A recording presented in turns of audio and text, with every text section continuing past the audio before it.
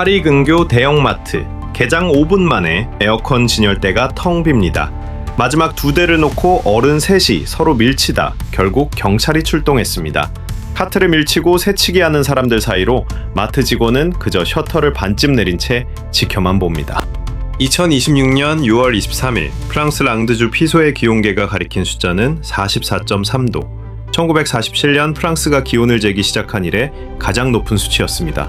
같은 날 밤 수원의 한 냉동 공조 설비 업체. 현장 기사 김도현 시인은 야근 중 스마트폰으로 이 뉴스를 봤습니다. 유럽 사람들은 저 더위를 어떻게 버텼지? 신기했다고 합니다. 그런데 다음 기사 제목을 보고 그는 스크롤을 멈췄습니다. 지금 유럽에서 팔리는 에어컨 3대 중 1대가 중국산이라는 겁니다. 점유율만 보면 중국의 완승입니다. 그런데 통장을 보면 얘기가 완전히 달라집니다. 지금 유럽에서 벌어지는 일은 단순한 폭염 특수가 아닙니다. 중국이 매대를 통째로 삼키는 사이 정작 진짜 돈은 한국 기업들 손에 조용히 흘러들어가고 있습니다. 저는 이 구조를 냉기 독점이라고 부릅니다. 이 영상 끝까지 보시면 왜 중국이 이겼는데도 지는 게임이 되는지, 그리고 그 결과가 여러분의 통장과 일자리에 정확히 언제 도달하는지 숫자로 알게 됩니다. 자, 유럽은 왜 44도가 되도록 에어컨 없이 버텼을까요? 유럽이 돈이 없어서 에어컨을 안 샀다고 생각하면 오산입니다. 이유는 3가지 벽 때문입니다. 첫째는 건물입니다. 파리, 로마, 프라하 도심은 100년, 200년 된 석조 건물이 즐비합니다. 이 건물들은 도시의 얼굴이자 문화재입니다. 벽을 뚫어 실외기를 다는 행위 자체가 법으로 엄격히 금지됩니다. 파리에서 실외기 하나를 달려면 시청 신고, 문화재 심의, 건물 주민 동의까지 9단계 절차를 거쳐야 합니다. 서류 한 장이라도 빠지면 처음부터 다시 시작입니다. 잘못 걸리면 벌금 폭탄이고 최악의 경우 이미 단 실외기를 뜯어내라는 명령까지 받습니다. 둘째는 전기료입니다. 유럽의 가정용 전기료는 한국의 2배 가까이 됩니다. 여기에 환경을 중시하는 시민의식까지 더해져 에어컨은 오랫동안 지구를 덮이는 사치품 취급을 받았습니다. 파티에서 에어컨을 켠다고 말하면 눈총을 받던 시절이 불과 몇 년 전이었습니다. 독일과 네덜란드 일부 지자체는 한때 가정용 에어컨 신규 설치 자체에 별도 부담금을 매기는 방안까지 검토했을 정도입니다. 셋째는 습도입니다. 유럽은 대체로 건조한 기후라 그늘과 선풍기, 두꺼운 커튼만으로도 여름을 버틸 수 있었습니다. 이 3가지 벽이 겹치면서 유럽은 에어컨 없이도 사는 대륙이라는 정체성을 오랫동안 유지해왔습니다. 바르셀로나는 아예 신축 건물의 외관에 실외기를 노출하는 것 자체를 조례로 막아놨습니다. 암스테르담은 운하 주변 건물의 외벽 변경을 문화재청이 직접 승인해야 합니다. 도시마다 규제의 이름은 달라도 결론은 같습니다. 이 도시의 얼굴을 함부로 바꾸지 마라는 겁니다. 그런데 잠깐 완전히 다른 이야기를 하나 해보겠습니다. 2003년에도 유럽은 폭염을 겪었습니다. 그해 프랑스에서만 열흘 만에 15,000명 넘게 목숨을 잃었습니다. 병원 영안실이 부족해 근처 냉동창고에 시신을 안치했다는 기록까지 남아 있습니다.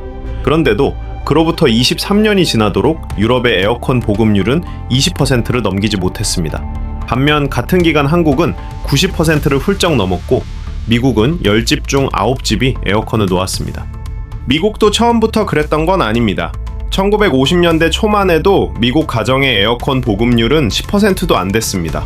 그런데 제조 단가가 떨어지고 여름철 냉방이 개인의 편의가 아니라 생산성의 문제로 제정이 되면서 20년 만에 보급률이 완전히 뒤집혔습니다. 유럽은 그 20년의 전환을 70년 넘게 미뤄온 셈입니다. 사람이 15,000명씩 죽어나가도 안 바뀌던 구조였다는 뜻입니다. 일본은 또 다른 길을 걸었습니다.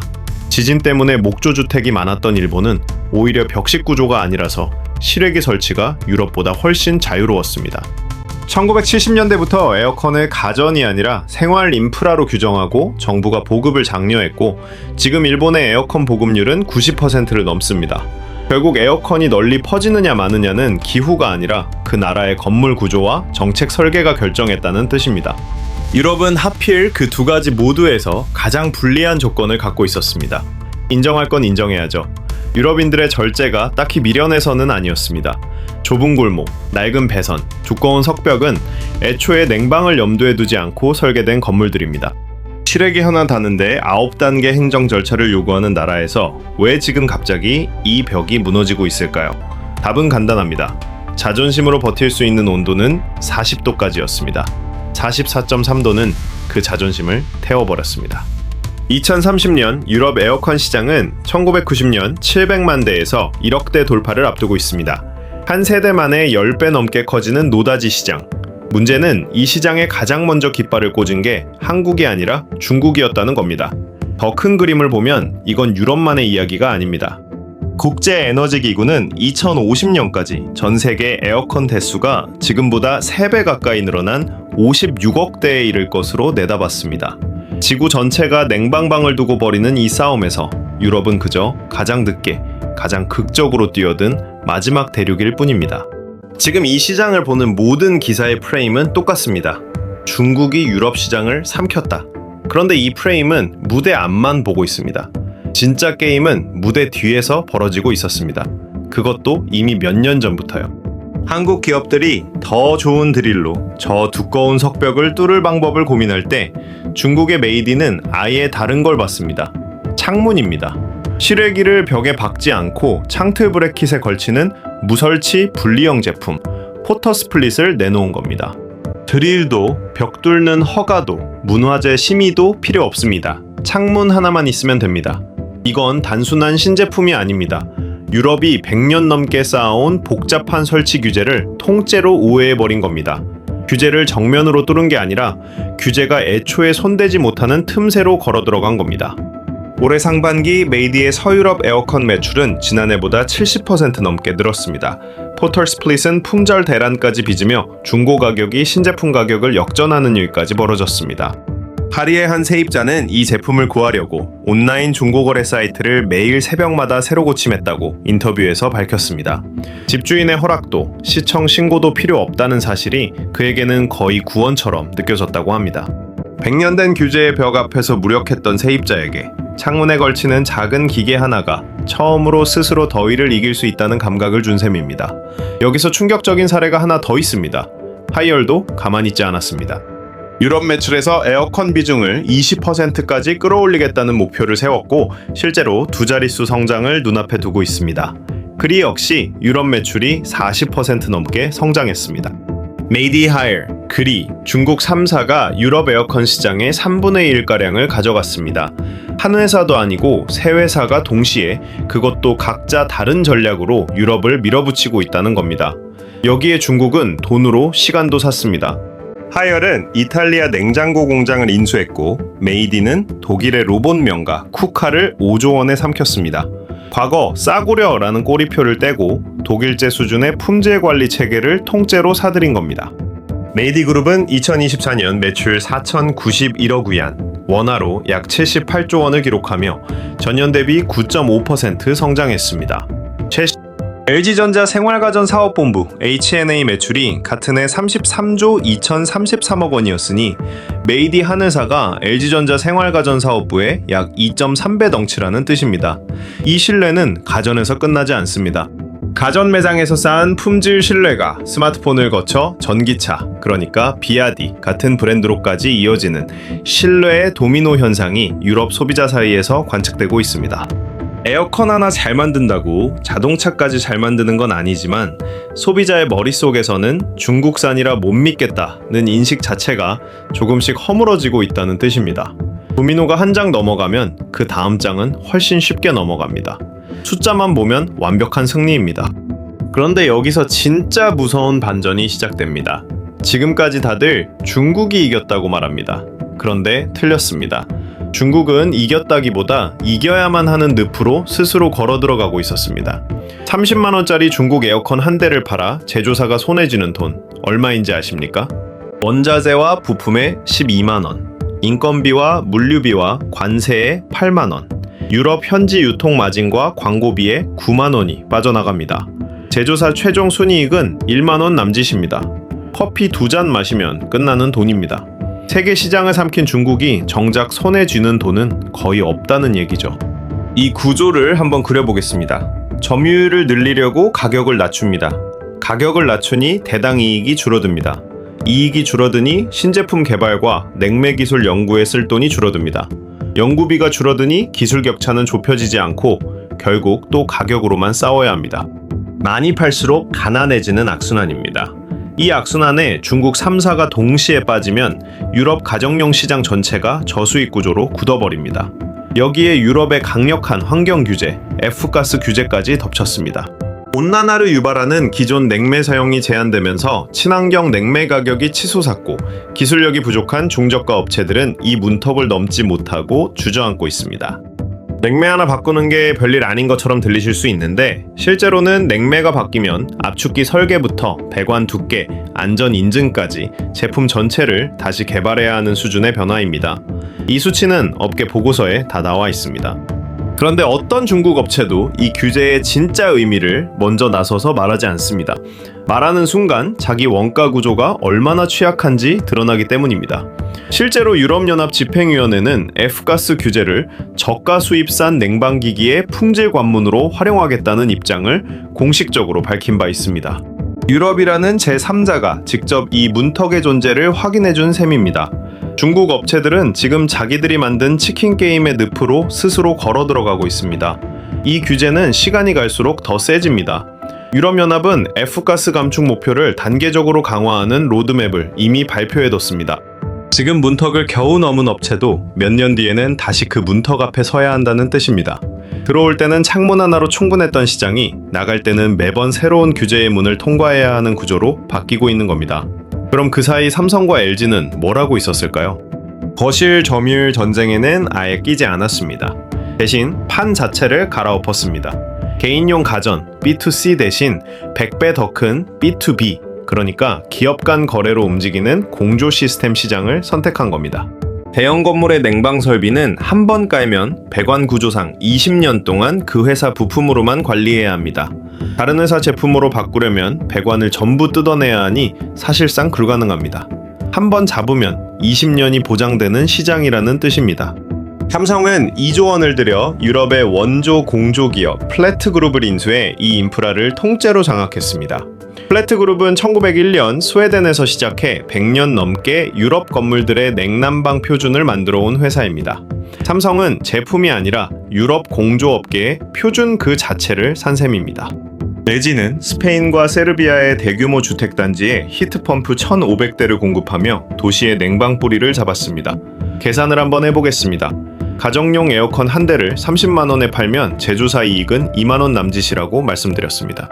반면 대형 건물 하나에 20년짜리 공조 시스템을 공급하면 설치 계약금에 더해 20년 동안 부품 교체, 정기 점검, 냉매 충전 비용까지 전부 그 회사로 들어옵니다. 건물 한 채가 에어컨 수백 대를 파는 것보다 오래 그리고 안정적으로 돈을 법니다. 중국이 마트 매대에서 매일 새로운 손님을 찾아 헤맬 때 삼성과 LG는 한 번 계약한 건물에서 20년치 매출을 미리 확보해 놓은 셈입니다. 사실 삼성도 처음부터 이 판을 읽었던 건 아닙니다. 삼성전자는 2010년대 초반 유럽 가정용 에어컨 시장에 직접 뛰어든 적이 있습니다. 결과는 신통치 않았습니다. 앞서 말씀드린 그 9단계 설치 규제, 지역마다 다른 문화재 심의 기준, 낮은 브랜드 인지도까지 겹치면서 유럽 소비자의 마음을 얻는데 실패했습니다. 그때의 실패가 오히려 약이 됐습니다. 가정집 거실 하나하나를 설득하는 것보다 건물주와 도시 인프라 사업자를 설득하는 게 더 확실하다는 판단으로 이어진 겁니다. 지금의 B2B 전환은 갑자기 나온 묘수가 아니라 10년 넘게 쌓인 실패의 데이터 위에서 나온 결론입니다. 이 구조를 아는 사람이라면 지금 진짜 승부처가 어딘지 보입니다. 바로 열기를 뿜어내는 AI 데이터 센터입니다. AI 서버가 뿜어내는 열은 과거 서버보다 20배 강력합니다. 기존 방식대로 공기로만 식히기엔 한계에 다다라서 이제는 서버에 직접 냉각수를 흘려보내는 액체 냉각 기술까지 요구되는 수준입니다. 열을 식히지 못하면 수천억 원짜리 서버가 그대로 녹아버립니다. 국제에너지기구 IEA의 전세계 데이터 센터 전력 소비량이 2030년이면 일본 전체가 쓰는 전력량을 넘어설 것으로 전망했습니다. 이 열을 식히는 기술을 가진 자가 다음 10년 경제의 주도권을 잡습니다. 여러분이 이 영상을 보는 지금 이 순간에도 어딘가에서는 데이터 센터 냉각 설비 계약서에 도장이 찍히고 있습니다. 그 계약이 몇 년 뒤 여러분의 퇴직연금 수익률을 바꿉니다. 사실 이 패턴 어디서 본 것 같지 않으십니까? 저가 물량으로 시장 점유율을 먼저 채간 뒤 정작 고부가가치 영역은 다른 나라에 내주는 구조. 반도체 메모리 시장에서도 똑같이 벌어졌던 일입니다. 중국 메모리 기업들이 저가 범용 제품으로 물량을 밀어붙이는 동안 삼성과 SK하이닉스는 고부가가치 첨단 메모리 영역에서 격차를 더 벌렸습니다. 업종은 에어컨과 반도체로 다르지만 물량은 중국, 이익은 한국이라는 뼈대는 똑같습니다. 이 냉기 독점이 낯설게 느껴지지 않는다면 여러분은 이미 이 나라 산업 구조에 반복되는 패턴을 알아보고 계신 겁니다. 지금까지 정리하면 이렇습니다. 중국은 규제를 우회하는 창의력으로 유럽 가정용 시장의 3분의 1을 가져갔지만 정작 손에 남는 건 커피 2잔 값이고 그마저도 규모의 비경제 악순환에 갇혀 있습니다. 반면 삼성과 LG는 눈에 안 보이는 B2B 공조와 데이터 센터 냉각 시장을 조용히 장악해가고 있습니다. 이 흐름 하나만 기억하시면 됩니다. 시장 점유율과 실제 이익은 다른 이야기입니다. 이쯤 되면 이런 생각이 드실 겁니다. 그래봐야 유럽 얘기 아닌가? 나랑 무슨 상관이야? 당연히 그렇게 느끼실 수 있습니다. 그런데 이 냉기 독점 구조는 이미 한국행 비행기표를 끊었습니다. 삼성전자와 LG전자가 벌어들이는 B2B 데이터 센터 냉각 매출은 국내 냉동 공조 설비 업종의 일감으로 국내 상장사 실적으로 그리고 여러분의 퇴직연금 수익률로 직접 연결됩니다. 유럽 매대에서 벌어진 일이 여러분 회사 급여 명세서까지 오는데 걸리는 시간 그리 길지 않습니다. 또 이런 반론도 있을 수 있습니다. 중국이 결국 기술력도 따라잡지 않겠어? 맞는 말입니다. 실제로 중국은 로봇 기업 인수처럼 기술 격차를 돈으로 메우는 시도를 계속하고 있습니다. 하지만 B2B 공조 시장의 장벽은 기술만의 문제가 아닙니다. 이미 20년짜리 계약으로 묶인 건물주와의 신뢰, 현지 인허가 네트워크, 사후 관리 조직까지 갖춰야 하는 시장입니다. 기술을 따라잡는 것과 그 신뢰관계를 처음부터 다시 쌓는 것은 전혀 다른 시간표를 갖습니다. 첫 번째 급소, 우리 집 냉방비입니다. 한국도 이제 여름마다 폭염 일수가 늘어나고 있습니다. 냉방 수요가 느는 만큼 전기요금 누진제 구간을 넘기는 가구가 늘어난다는 뜻이고 여름철 3개월 전기료가 평균 15만원에서 20만원대로 오른 가정이 실제로 늘고 있습니다. 폭염은 더 이상 남의 나라 이야기가 아니라 우리 집 여름 가계부의 변수입니다. 요즘 젊은 세대 사이에서 여름철 전기료 폭탄을 냉방거지라는 자주 섞인 말로 부른다고 하죠. 우프지만 이 단어 자체가 폭염이 이미 생활비 문제가 됐다는 증거입니다. 여기서 재미있는 역설이 하나 있습니다. 유럽이 44도를 겪으며 뒤늦게 에어컨을 사재기하는 지금 한국은 이미 그 자리를 20년 전에 지나왔습니다. 그런데 우리는 이미 에어컨이 있으니 상관없다고 생각하기 쉽습니다. 문제는 폭염 일수 자체가 늘면서 있는 에어컨을 얼마나 더 오래, 더 강하게 틀어야 하느냐로 싸움의 성격이 바뀌고 있다는 점입니다. 보급의 문제에서 사용량과 효율의 문제로 넘어간 겁니다. 두 번째 급소, 여러분의 일자리입니다. 냉동 공조 설비 업종은 지금 사람이 부족합니다. 김도연 씨가 다니는 회사만 해도 올여름 야근이 평년보다 2배 늘었습니다. 최근 채용 사이트에는 공조 냉동 기계 기사 우대, 경력 무관, 즉시 투입 가능자 우대라는 공고가 눈에 띄게 늘었습니다. B2B 공조 시장이 커진다는 건 설계, 시공, 유지 보수 인력 수요가 함께 커진다는 뜻입니다. 여러분이 지금 다니는 업종이 냉동 공조나 건설, 전기 설비와 조금이라도 맞닿아 있다면 이 흐름은 이미 여러분 회사 안으로 들어와 있을 가능성이 큽니다. 특히 수원, 창원, 아산처럼 삼성, LG의 협력업체가 밀집한 지역은 이 채용 수요가 가장 먼저 체감되는 곳입니다. 이 흐름을 모르는 사람은 요즘 취업이 안 된다는 말만 반복합니다. 하지만 이 구조를 아는 사람이라면 안 되는 취업이 아니라 방향이 바뀐 취업 시장이 보입니다. 사무직 채용은 줄어드는데 냉동 공조 실무 인력 채용은 늘어나는 같은 시기에 정반대로 움직이는 두 개의 그래프가 지금 동시에 그려지고 있는 겁니다. 세 번째 급소, 여러분의 자산입니다. 삼성전자, LG전자와 직접 관련이 없어 보이는 업종에 다니신다 해도 여러분의 퇴직연금이 국내 주식형 상품이나 TDF, 조금이라도 들어가 있다면 이미 이 흐름과 연결돼 있을 확률이 높습니다. 삼성전자와 LG전자의 B2B 공조 부문 실적은 국민연금과 대부분의 퇴직연금 상품이 담고 있는 코스피 대형주 실적에 직결됩니다. 국민연금은 이미 삼성전자와 LG전자를 국내 주식 포트폴리오에서 가장 비중 높은 종목으로 담고 있습니다. 여러분이 특별히 이 종목을 선택한 적이 없어도 매달 급여에서 빠져나가는 국민연금과 퇴직연금을 통해 이미 이 흐름에 노출돼 있다는 뜻입니다. 이 흐름을 모르면 시장 점유율, 뉴스만 보고 중국이 이겼다며 안심하거나 불안해합니다. 하지만 이 구조를 아는 사람이라면 중국의 매대 점유율 뉴스 뒤에서 삼성과 LG의 B2B 계약서가 조용히 쌓이고 있다는 걸 압니다. 뉴스에서 떠들기 전에 이 채널을 보시는 여러분은 이미 알고 계신 겁니다. 세 가지 시나리오 중 어느 하나에 여러분이 이미 속해 있습니다. 몰랐는데 이미 결정된 미래도 있습니다. 이미 몇 년 전 체결된 삼성의 플랫그룹 인수, LG의 스페인 세르비아 히트펌프 공급 계약은 앞으로 최소 10년에서 20년 이 시나리오들의 방향을 미리 절반쯤 결정해 놓은 상태입니다. 지금부터 남은 절반을 열어보겠습니다. 시나리오 A, 최악의 경우입니다. 중국이 가정용에서 벌어들인 자본과 기술로 B2B 공조 시장까지 진입에 성공하는 경우입니다. 실제로 메이디는 이미 유럽 산업용 냉각 설비 인수를 검토 중이라는 보도가 나오고 있습니다. 20년짜리 스위칭 코스트라는 벽도, 자본을 충분히 쌓은 기업에게는 결국 시간 문제일 수 있습니다. 만약 중국이 이 B2B 계약 시장까지 뚫는다면 국내 관련 협력업체들의 신규 수주가 줄어들고 이는 곧 채용 축소로 이어질 수 있습니다. 직장인이시라면 소속 업종의 대중국 경쟁 노출도를 미리 점검해야 합니다. 시나리오 B, 가장 가능성 높은 현실입니다. 가정용은 중국이, B2B와 데이터 센터 냉각은 한국이, 나눠 가지는 이원화 구조가 앞으로 몇 년간 고착되는 경우입니다. 20년 스위칭 코스트라는 진입 장벽이 쉽게 무너지지 않기 때문입니다. 이 시나리오에서는 중국 3사가 규모의 비경제 악순환에 계속 갇혀있는 동안 삼성과 LG는 매년 새로운 B2B 계약을 안정적으로 추가하며 격차를 벌립니다. 자영업자시라면 이 기간 동안 안정적으로 늘어나는 B2B 관련 수요를 사업 기회로 볼 수 있습니다.